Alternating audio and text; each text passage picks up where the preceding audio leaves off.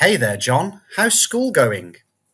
Hi Alex, it's all right, but I've been trying to find more engaging ways to learn outside of class.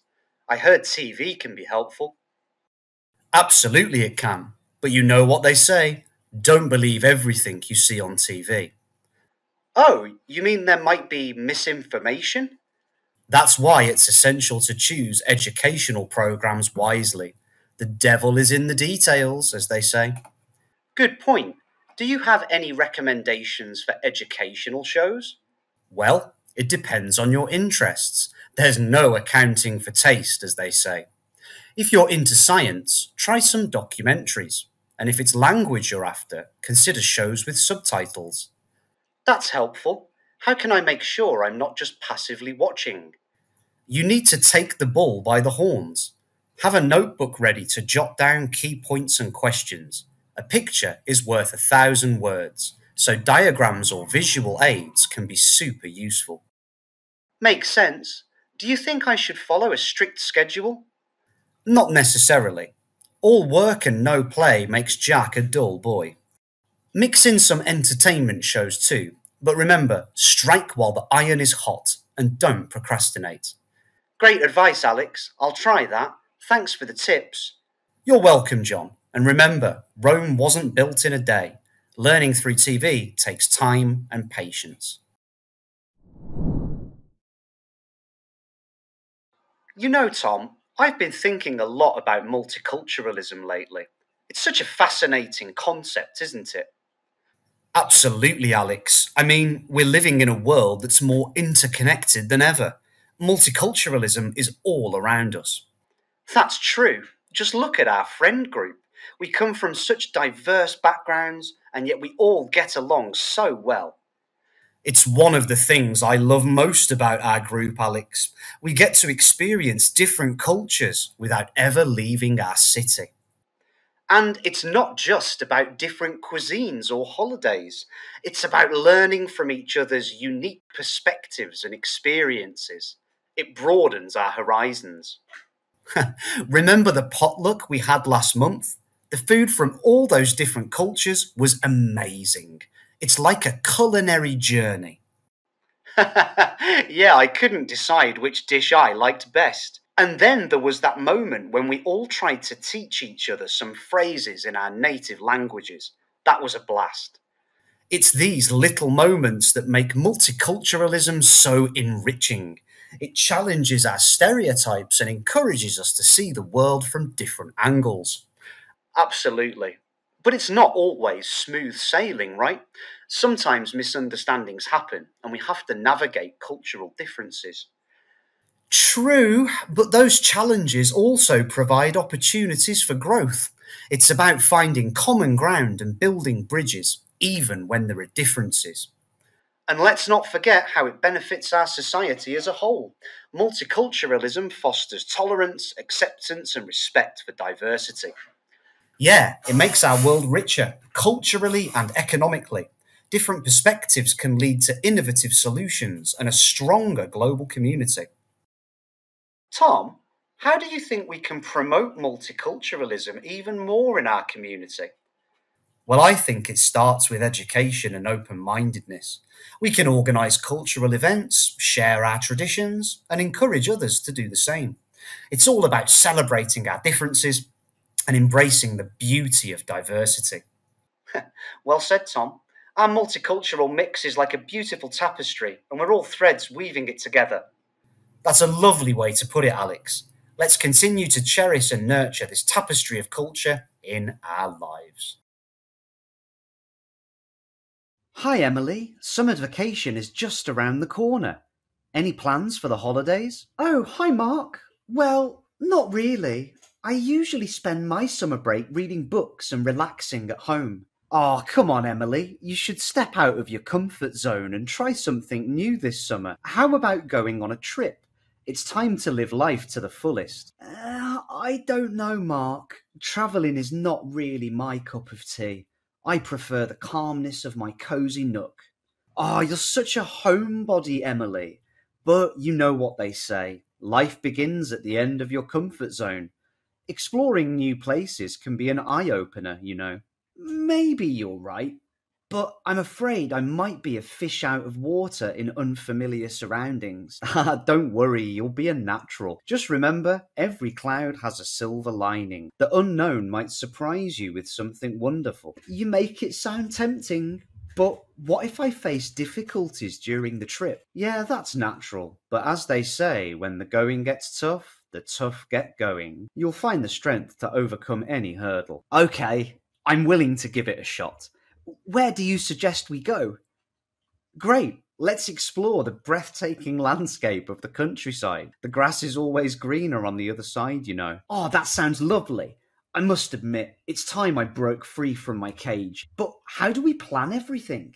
No worries, Emily. I've got it covered.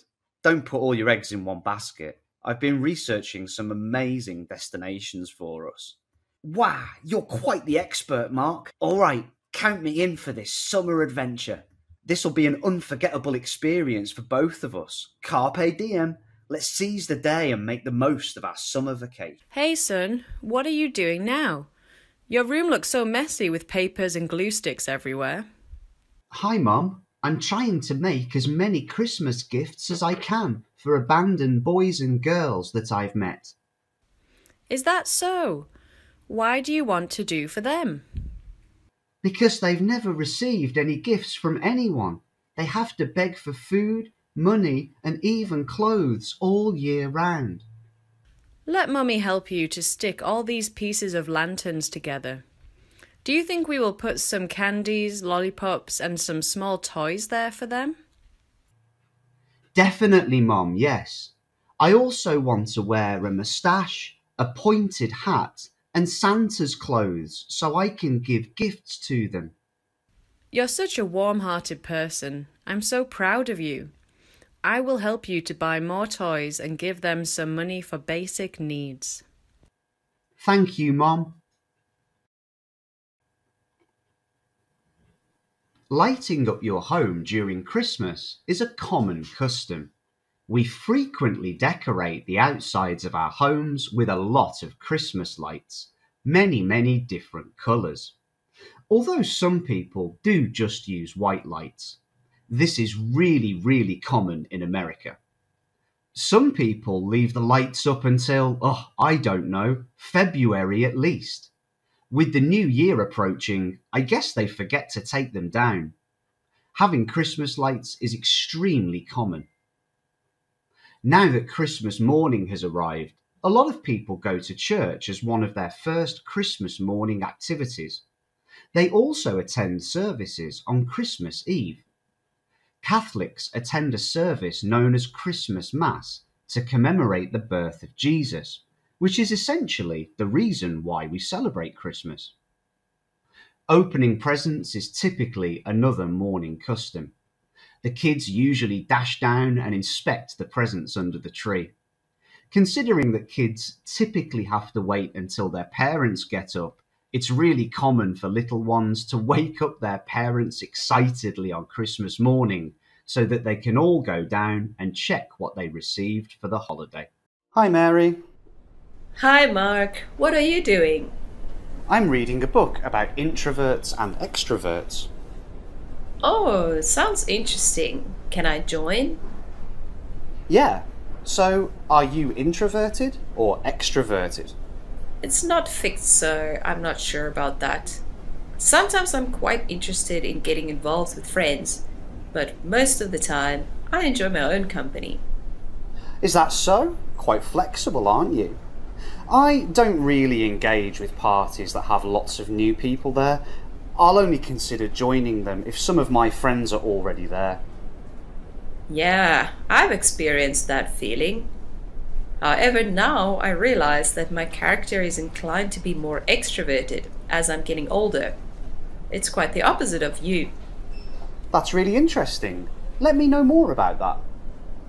When I was younger, I used to enjoy some personal activities like reading books, walking, or something like that. I really loved my own company at that time and felt annoyed if I had to meet many people. But now I've become more open and want to befriend more people. Yeah, I just show that I'm extroverted when I teach in the classroom. In my personal life, I go back to being an introverted person. I don't show these things off to friends or colleagues. Oh, it seems that the teaching environment has changed you to be more suited to this position. I think it's quite hard for an introvert to teach others. Yeah, this changed me quite a lot. Have you ever experienced being changed by your environment like that? Of course, yes. You know, I love singing so much, so I really like to be in the spotlight sometimes, but I still feel nervous, honestly. Once, when I stood in front of 100 people, I shook like a leaf and started sweating profusely. However, as soon as I started singing, these negative issues faded. My love for singing helped me overcome the immense pressure that time. Yeah, this is one kind of passion that can make people much more extroverted. Do you think any other factors can do that for introverted people? I have some students who are really good at some international language, and they can deliver a speech or a long presentation with that language confidently. On the other hand, they seem to be quite confident when talking about a problem in their own language as well. Wow, that's quite interesting. There are many things to say about that. Maybe we will have another day to talk about it. Okay, bye. I've got to go now. Hope to see you soon.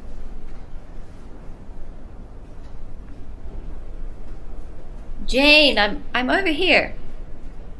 Hi, Mary. How are you doing today? I'm so stressed because of my daughter. She always complains about doing chores after school. Really? My son is really keen to do it. Why is it so different to how my daughter is reacting? Because he can get pocket money for it. He finds it really hard, but it's quite desirable when he gets money after doing washing up, sweeping, cleaning, whatever. Oh, I've never considered this way of rewarding children with money, because I think parents will spoil children if they give them money on a daily basis. So many parents I know choose not to bother with it or to fight with their children. They just give them enough money for their daily expenses. It varies in different countries and cultures. Yep, I agree. In Western countries, if we take the kids on public transport, we would give them a tablet or something to play with. If not, they would be crying out of boredom. As I observed in the Asian countries, I realized one thing. The people were considerably bigger and the kids were spoiled beyond belief. The parents were simply caving into their demands. I think we should let them go outside more to do some extracurricular activities. Yep, let them join more social activities. Hello there. Do you have any sports-related hobbies? Yes, I frequently participate in sports on weekends. Oh, what are some of your favorite things to do? I've just been playing disc golf for about a month. What a unique activity. What exactly is it? You should realize that it's nothing like golf. Frisbee is the name given to a game in which you throw a flying disc or frisbee into a hole. Because the frisbee is much bigger than a golf ball, you should throw the frisbee into a basket instead of a small golf hole. It appears to be a lot less difficult than golf. It's not as difficult as golf, but it's still difficult for someone who is trying for the first time. I understand. After a tough week at work, I like to find a game to play with my pals to let off some steam. Besides that, doing sports has a positive impact on my health. I get what you're saying. It's the most advantageous thing. Do I only need one frisbee to play? No, you should bring 2 or 3 with you since, as you may or may not know, there are many different varieties of frisbees with varying sizes and weights. Oh, really? What are the best methods to employ all of these different types? Use the heavier ones when you wish to aim at the hole in the distance. If your target is close, though, you should use the lighter ones. It sounds intriguing. Yes, it's possible to make money from this recreational hobby. You can compete in some tournaments and win rewards if you are skilled enough at playing this sport. Oh, maybe I'll practice with your squad next week. Is there someone who can teach me how to play it? I'm always ready. Just message me ahead to arrange a time. Welcome everybody to the audio episode today. We have many emails sent to us about the question that we posted yesterday. If you could participate in the SEA Games, which sports would you want to participate in? Let's hear the audience's answers. Melina from Thailand. I've admired rugby players since I was a youngster, and if given the opportunity, I'd like to compete in this sport in the SEA Games. The players are strong and physically attractive, and their moves are so precise that I can't take my eyes off them. Sarah from Singapore. Actually, I'm not a huge sports enthusiast. I simply enjoy watching sports and have no specific interest in them. However, if I had to choose, I would choose swimming, since I enjoy being in the water. Swimming in the sea gives me a great sense of pleasure. Akita from Japan. Tennis is one of my favorite sports. I believe it's a great sport to participate in, but I don't enjoy watching it. I find it tedious to watch the ball bounce back and forth, despite the fact that I enjoy playing it. On the other hand, I love watching basketball. It's fast-paced and I enjoy watching people slam. But I despise playing basketball since I have terrible motor reflexes and I'm unable to dunk. Alex, England. I absolutely would go for the winter because it gives me the chance to dress up in my favourite clothing items, like a colourful scarf and a woolen hat. One more strange thing that I want to do is eat ice cream in the winter. If you haven't tried it, you've missed one of the most interesting things in life. Sandra, Australia. Spring has to be my favourite season because that's when all the flowers bloom, the birds all begin chirping and the temperature is rising. Spring would be my favourite season because it isn't as hot as it can be. John, England. Autumn is without a doubt my favourite season because of the beautiful foliage and the pleasant weather, not extremely hot and not horribly cold. Winter is definitely my least favourite season since it's so dry, but on the other hand you can go skiing, and I adore skiing, so I'm not sure if I have a least favourite season. Simon from Turkey.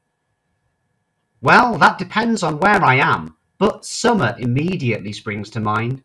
You know, like in the sun. Things that you can do in the summer are my favourite.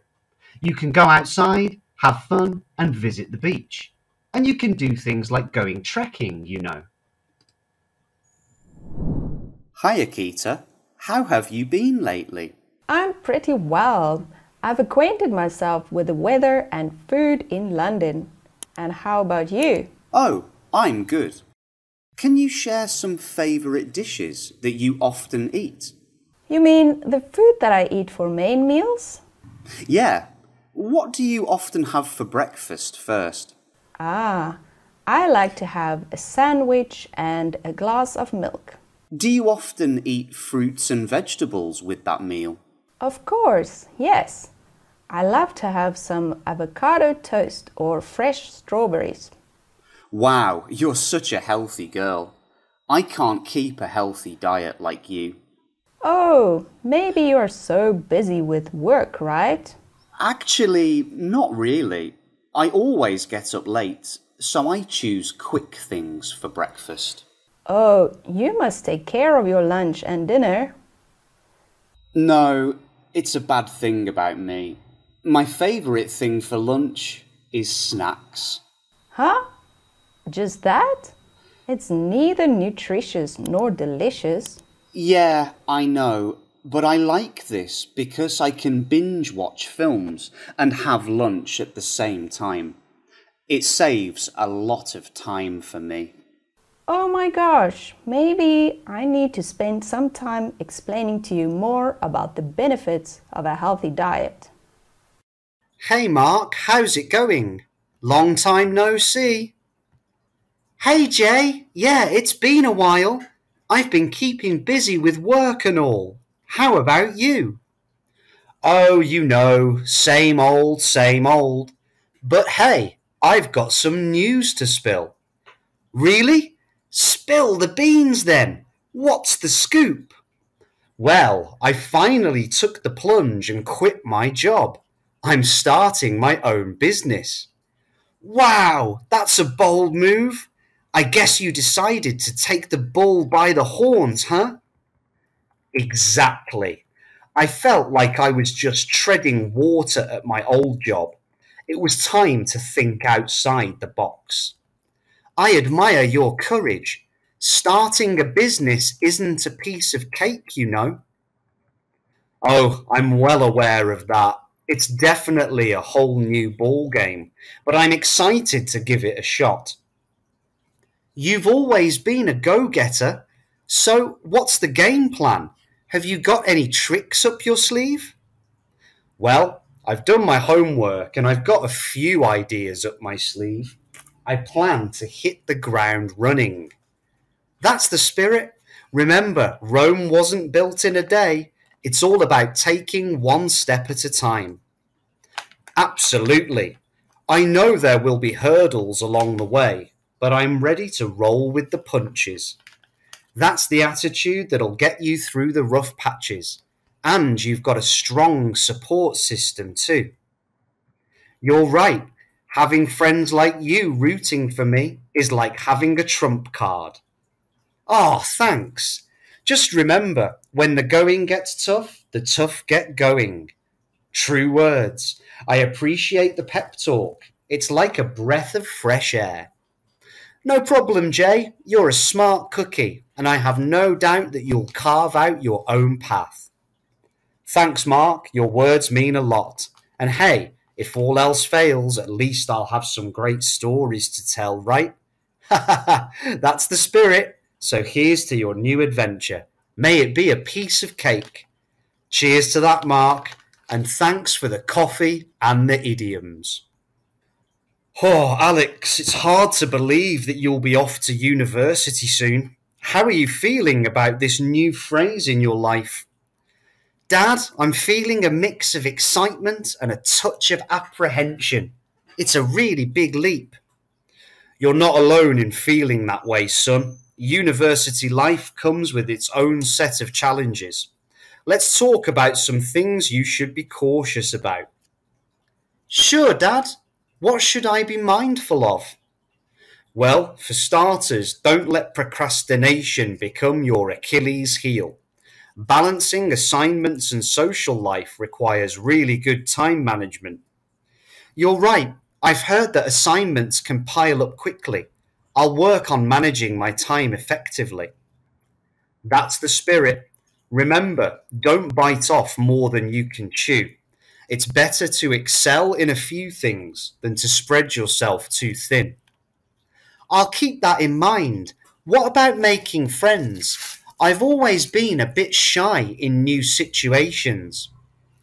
Making friends is important, but be cautious of fair weather friends, those who are around only when things are easy. Genuine friendships are built on mutual respect. Got it, Dad. I'll aim for quality over quantity when it comes to friends. Great mindset. And speaking of friends, don't let peer pressure lead you down the wrong path. Stay true to your values. Peer pressure is a concern. I'll stay strong and not compromise on my principles. That's my boy. Another thing to be cautious about is money management. Student loans and credit cards can lead to financial pitfalls if not handled wisely. I'm planning to stick to a budget and avoid unnecessary expenses. I don't want to dig myself into a financial hole. Wise choice, Alex. Remember, don't cry over spilt milk. Learn from your mistakes and make informed decisions. I'll keep that idiom in mind, Dad. What about professors? Any tips for dealing with them? Professors can be your allies, not adversaries. Don't be afraid to seek help when you're struggling. The squeaky wheel gets the grease, as they say. I'll definitely reach out for help when needed. The last thing I want is to fall behind and struggle. And finally, don't let homesickness knock you for a loop. It's normal to miss home, but embrace the experience and remember, every cloud has a silver lining. Thanks, Dad. Your advice is like a guiding light for me. I'll face these challenges head on. You've got the right attitude, son. Remember, when the going gets tough, the tough get going. I'll keep that saying close to my heart. Thanks for preparing me for what's ahead, Dad. You're welcome, Alex. You're entering an exciting phase, and I have no doubt that you'll handle it like a champ. Hi, James. What are you thinking about? It seems like your mind is wandering. Huh? Oh, I was looking at some people over there who are pretty competent at their work. I don't think I could work like them. Some people just have the talent for that. What do you think about the relationship between talent and hard work? Sounds interesting. I suppose that both these factors are needed for everyone who wants to succeed in any task. However, in my opinion, hard work is still much more important to some extent. Let me give you some examples. In any job, if we want to nail a project, we should be fully focused on the task at hand. For example, I am pretty good at using Microsoft Excel and Office, and I can do analytics easily and quickly by using some common formulas that I've learned. This facilitates me to finish all my tasks more efficiently. Nevertheless, the importance of hard work shouldn't be underestimated because I think it goes above and beyond mastering a skill. I wouldn't be good at using Microsoft Office if I barely ever used it, so talent here is not enough. If talent gives us an advantageous position to accomplish anything, hard work helps us to improve the specific skill over a period of time. Therefore, I believe that someone who is hardworking will achieve more compared to people with natural talent but zero practice. Yeah, I couldn't agree with you more. Have you ever attempted a task that was hard for you to handle? Of course, yes. I tried to learn to play the piano about 5 years ago. You know, it's quite challenging to learn to try a brand new subject like that. So I easily felt unmotivated, and I tend to move on to something else, and I don't stick to any one hobby for more than a month. After some months, I took up a new instrument, the guitar. Yeah, at that time I really took pleasure in it because it not only gave me time to relax, but I also took part in some competitions and actually won some prizes. It made me feel really proud of myself. When you find something interesting, you really focus your mind on it, so you will probably succeed in that field. I think this is a typical example that with a lot of persistence and hard work, you can conquer anything. However, have you ever felt that there is more importance attached to talent rather than hard work? Well, you can see it works more in the entertainment industry. They take on more talented people than hard-working ones because it takes a lot of time to train them and have them sharpen their skills. And also because geniuses have predisposed talent. That's pretty hard to understand, right? I guess I'm quite bad at explaining to other people. I get what you mean. For instance, I have a passion for dancing, but I'm quite aware that out there, a lot of other people have both decent skills and a good sense of rhythm, which I don't have. Is that what you meant? Yeah, exactly. Examples always help us understand things more accurately. This is why we see that people with simply good looks may not be as good as some others who possess the innate ability to dance or have a talent for dance that runs in their family. The talented person may also have some natural abilities that give them an advantage over an ordinary person like me. For example, I learned to dance from age 5, but my skills don't compare with people who have a natural talent. So I have to practice more and more to reach a higher level. That might be one instance where talent takes precedence over effort.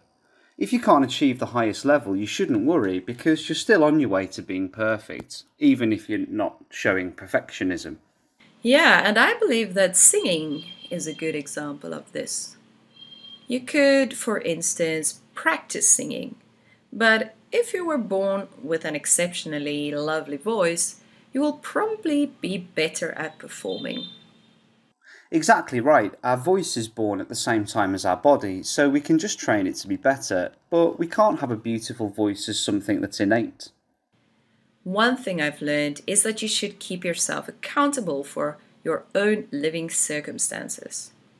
We should practice daily self-improvement to become better versions of ourselves. Yeah, it's getting quite late now. Maybe I've got to go first to pick up my kids. I'll see you next time. Okay, I also have to leave now. Maybe we'll talk later. Bye! Hey Mark, do you know much about the Mid-Autumn Festival? I've always been curious about its origins. Oh, definitely, Tom. The Mid-Autumn Festival, also known as the Moon Festival, has a fascinating history.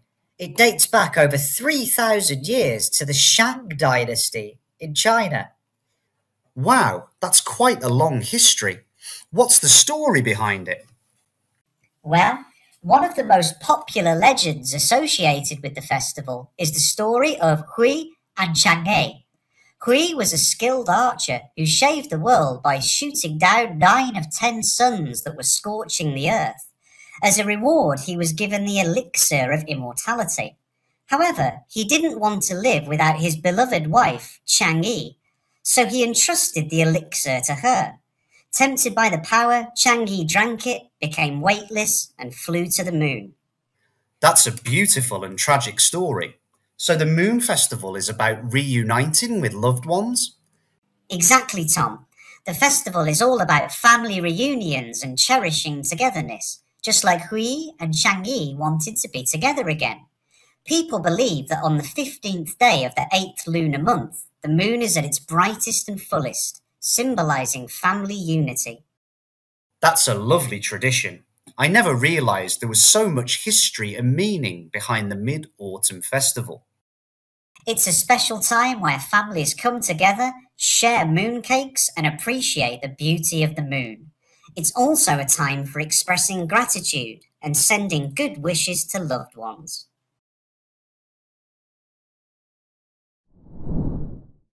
Hi David, the Mid-Autumn Festival is just around the corner. What are your favourite activities during this festival?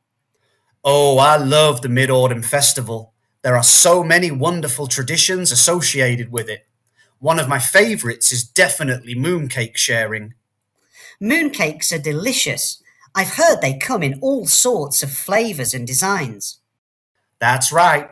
Mooncakes come in various flavours like lotus seed paste, red bean, and even ice cream nowadays. And they often have intricate designs on top, usually depicting the moon or flowers. Yum yum! What else do people do during this festival? Well, another fun tradition is carrying colourful lanterns. Children and even adults carry lanterns of different shapes and sizes, parading through the streets and parks. It's quite a sight to see. That sounds like a lot of fun. Are there any other activities? Absolutely. People also engage in a dice game known as Yin Ka. They sit around a table, roll dice, and try to win prizes like fruits, toys, or even money. It's a great way to bond with family and friends. It sounds like there's something for everyone during the Mid-Autumn Festival. Indeed there is. And one more thing, enjoying the beauty of the moon. Many families have a moon viewing session, either in their gardens or on rooftops, with snacks and tea. It's a peaceful and contemplative moment. That sounds magical, David. I can't wait to experience all these activities during the Mid-Autumn Festival this year. It's a special time of the year, Jack, and I'm sure you'll love every moment of it. Every country in the world has its own cultural identities, of which traditional costume is one of the most prominent things we can see. Vietnam has been successful in making the image of áo dài to become a symbolic icon of the country, especially for Vietnamese women. It's a long-sleeved dress with matching pants. Girls tend to wear the white one, and women with other ages opt for a fashionable and specially designed one. The origin of áo dài dates back to the imperial period of Chinese history. Between the 19th century and the mid-20th century, some designers made it much more Vietnamese and changed the design to the style most commonly seen today. In the 1960s, the emergence of some modern styles like miniskirts or dresses made the áo dài less prominent than it used to be. However, áo dài gained popularity in the late 1980s when schools and government adopted it as an official uniform. Globally, áo dài has proved its timeless beauty and somehow effaced some foreign design houses. Domestically, many youngsters do not realize its popularity, but it still gained an instinctive impression in Vietnamese people's minds. Hey Sam, are you a slave to fashion? Which brands do you prefer? No, these kind of things aren't what I like. What defines your fashion style? Well, actually, when I go to the shopping mall, I often look around for brands that offer big deals or discounts. And of course, the colour and materials are really important to me. I don't really care about brand names. They're not so important. Okay, so the way you choose an outfit is to look how people wear it and try to apply it to yourself. Do you want to wear it like other people, or do you have your own style and you don't care whether you fit into the mold? Yeah, I'm pretty neutral. I don't have my own fashion style. I'll observe what people are wearing and I'll see if it matches to me. And if it does, I'll ask my mum to remake the design for me. Or, of course, I don't replicate it completely. I just make something similar. Then, if I need other items to mix with it or accessories, I go to the store and buy them. Wow, so your mom makes all your clothes for you? Well, my mum doesn't make them from scratch all the time. She occasionally goes to a craft store and buys fabric, and then cuts it up to make clothing. But more normally, she alters an existing shirt or pair of trousers. For example, my mum was recently living in an old dormitory, and one of them was getting rid of all her old clothes. So she chopped my trousers up and fashioned a jacket out of them instead. That's so nice. Yeah, maybe they're not as fancy as the designer one, but I really enjoy the clothes that my mum makes for me. Do you still have it now? Yeah, of course. I wear them all the time. Oh, sorry, I have to go. Hopefully I'll see you another time. No problem. Drop me a line when you have the time. No see, Katie. How's your life been recently? My children are becoming more mature and they're asking for phones to use for study and communicating with friends. Which age do you think is suitable to start using a phone? I think it depends on whether it's necessary to use it.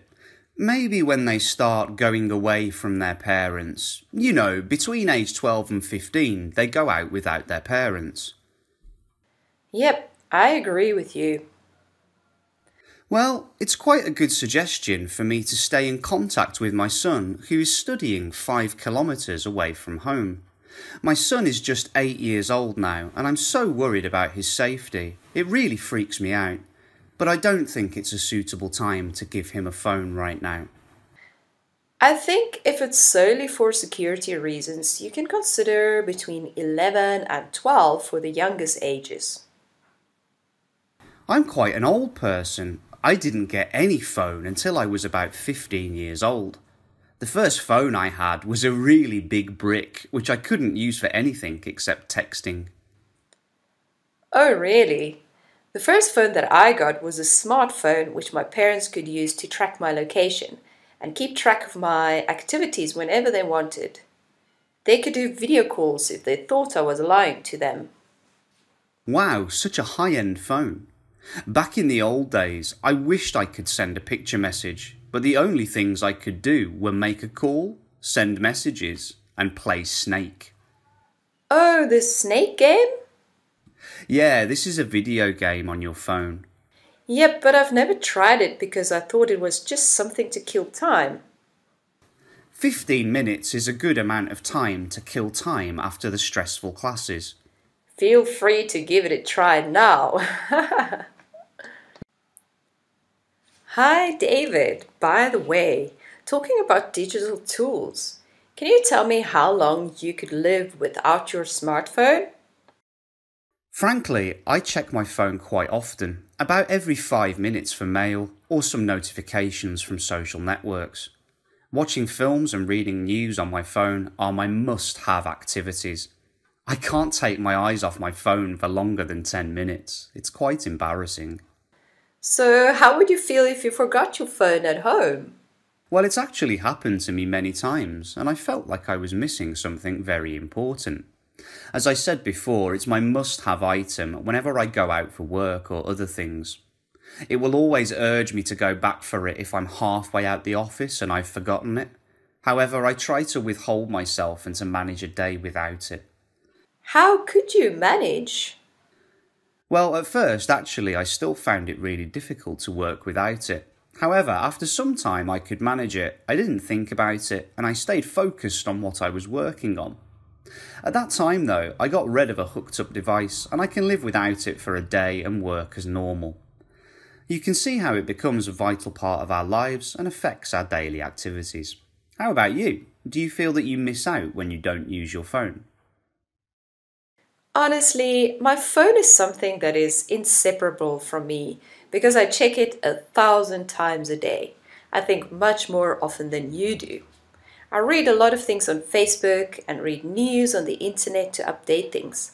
So if I don't have it beside me, I would feel like I'm missing something that helps me a lot in life. I know it's not a good habit at all, so I'm trying to unplug. I've also heard many people try to escape from their mobile for some days every week. They don't use the internet or any activities on their phone. This is also a great way to unplug yourself. How do you cope during this dull time? Yeah, it's quite tough. I take up some outdoor activities such as hiking or cycling around the lake to breathe fresh air, as well as to enhance my health condition. I really enjoy these moments when I'm away from everything. So do I. I'm also trying to cut down on my time on social media and get back to paper books and offline activities. Rather than going cold turkey, I think I should try to cut down on at least 50% of the weekly time I spend on my phone. Yes, I believe we should make a coordinated effort, and I think it would be beneficial for us to attempt to lower our user time. Hi, Akita. How have you been lately? I'm pretty well. I've acquainted myself with the weather and food in London. And how about you? Oh, I'm good. Can you share some favourite dishes that you often eat? You mean the food that I eat for main meals? Yeah. What do you often have for breakfast first? I like to have a sandwich and a glass of milk. Do you often eat fruits and vegetables with that meal? Of course, yes. I love to have some avocado toast or fresh strawberries. Wow, you're such a healthy girl. I can't keep a healthy diet like you. Oh, maybe you are so busy with work, right? Actually, not really. I always get up late, so I choose quick things for breakfast. Oh, you must take care of your lunch and dinner. No, it's a bad thing about me. My favourite thing for lunch is snacks. Huh? Just that? It's neither nutritious nor delicious. Yeah, I know, but I like this because I can binge watch films and have lunch at the same time. It saves a lot of time for me. Oh my gosh, maybe I need to spend some time explaining to you more about the benefits of a healthy diet.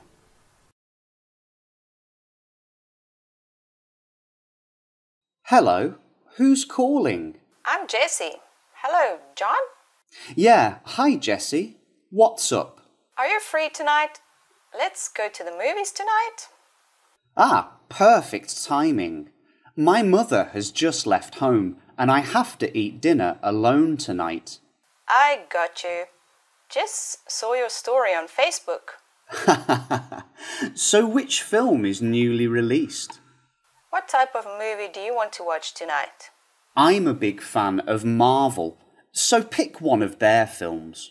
All right, I also adore many of the cast members of this series, such as Tony Stark, Iron Man. Outside of the Marvel films, Downey Jr. has starred as Sherlock Holmes in Guy Ritchie's film of the same name.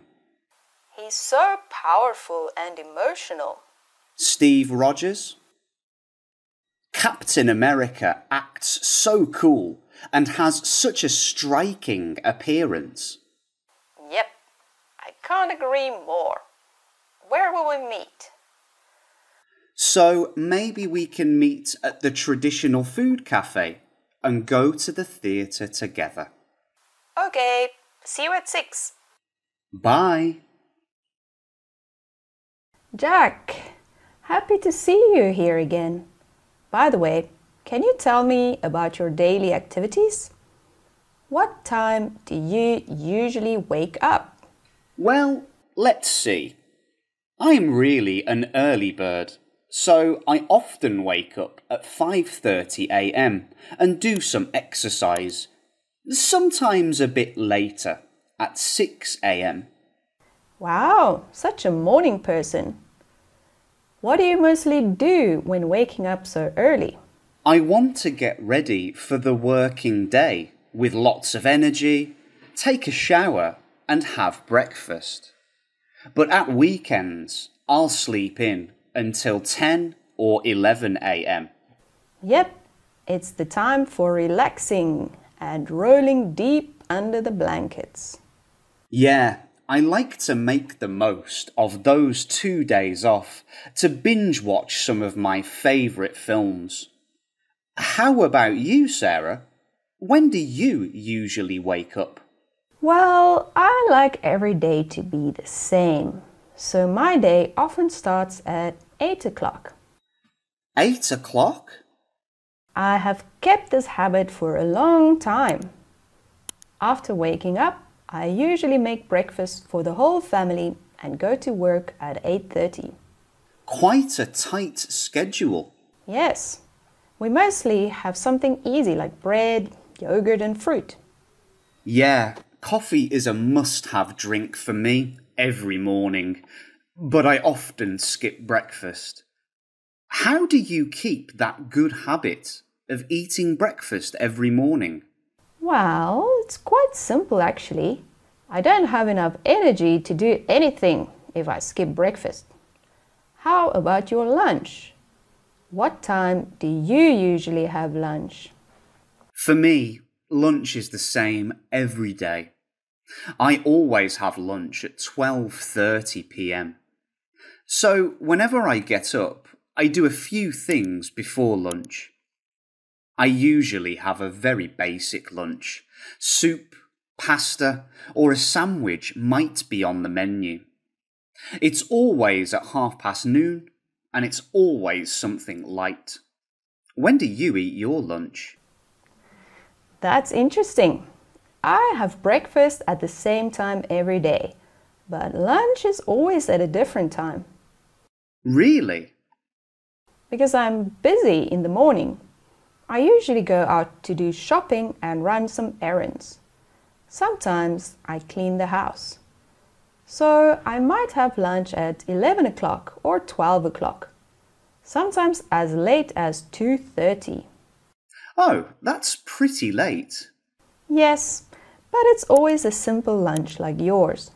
Maybe crackers and cheese or a sandwich or baked potato. I see.